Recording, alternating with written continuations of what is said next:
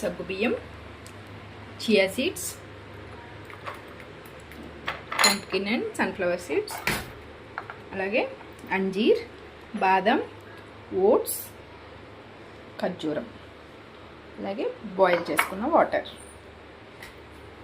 ఇప్పుడు మనం ఈ డ్రై ఫ్రూట్స్ అన్నీ బాయిల్ చేసుకున్న వాటర్లో 1 అవర్ సోక్ చేద్దాం. దెన్ సోక్ చేసిన తర్వాత ఇలా అవుతుందన్నమాట.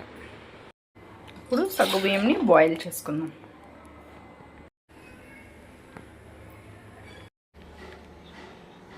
కాచి చల్లార్చిన పాలు 1 కప్ తీసుకుంటున్నాము.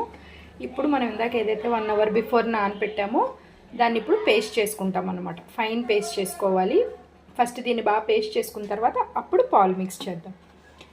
ఈలోపు సగ్గుబియ్యం కూడా ఉడుకుతున్నాం. మనం పేస్ట్ చేసుకున్నాం కదా, ఇప్పుడు ముందుగా ఉడకబెట్టిన సగ్గుబియ్యంలో మనం అన్నీ మిక్స్ చేసుకున్నాం. మిక్చర్ ఇది.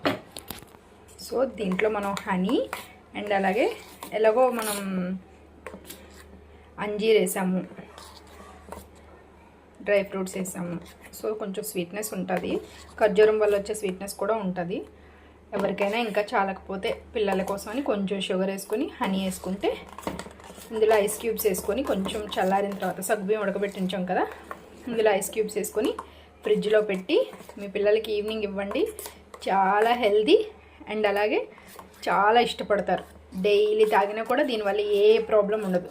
మనం మాజాలని బయటకు దొరికే డ్రింక్స్ అని కొనిచ్చే బదులు ఈ milk shake very healthy. And మా అబ్బాయికి అయితే వాడికి కోక్ అంటే చాలా ఇష్టం, కానీ కోక్ వాడు తాగకూడదు.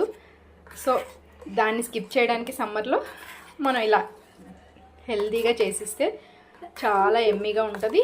వాళ్ళు కూడా చాలా ఇష్టపడతారు. మా అబ్బాయి అయితే సగ్గుబియ్యం తాగుతాడండి, అందుకని సగ్గుబియ్యం మిక్స్ చేశాను. ఒకవేళ ఎవరికైనా పిల్లలకి సగ్గుబియ్యం ఇష్టం లేకపోతే స్కిప్ చేసినా కూడా నో ప్రాబ్లం.